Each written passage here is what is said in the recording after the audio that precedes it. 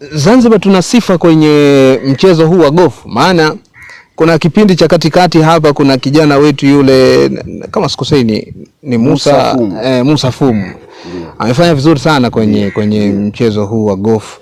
Sasa Zanzibar ina nafasi gani kwenye hili? Musa Fumu amekuwa mchezaji wa muda mrefu na ni mchezaji mzuri, yuko kwenye kiwango kizuri kabisa cha daraja la kwanza. Na amekuwa akiwakilisha Zanzibar vyema hata mikoani bara huko akienda. Na tunataka watu wa aina hiyo waongezeke. Ndio watu watafuta vijana, watoto waanze kuja waje kuwa zaidi ya hao walioanza. Ndio. Nasikia gofu huwezi kuicheza ukubwani au huwezi kuwa mchezaji mahiri wa gofu ukiwa umeanza ukubwani moja kwa moja. Kuna kweli? Ukweli unaweza ukacheza kwa afya, kwa sababu unaweza kaenda ukapata maradhi ya utu uzima kwa daktari, ukaenda pale akakwambia bwana, kama una uwezo jaribu kwenda kucheza hata gofu. Kwa sababu ya mazoezi.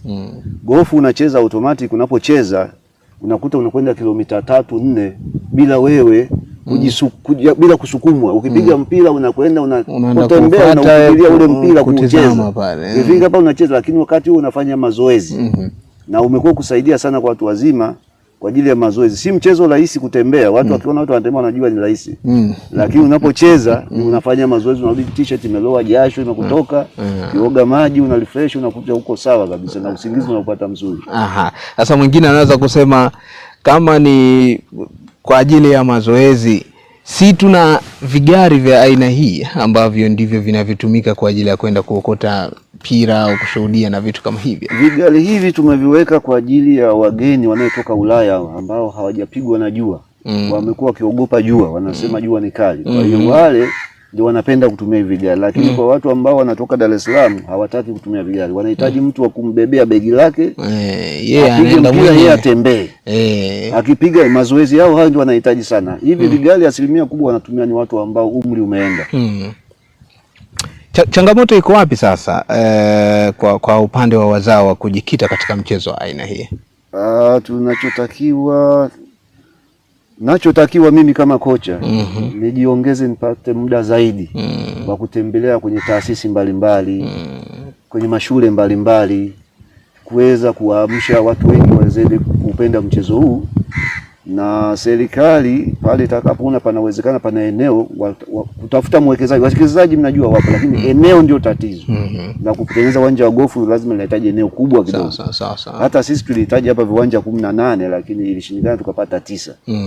Lakini maeneo tukiweka sehemu tofauti tutazalisha wachezaji wengi na utalii utaongezeka.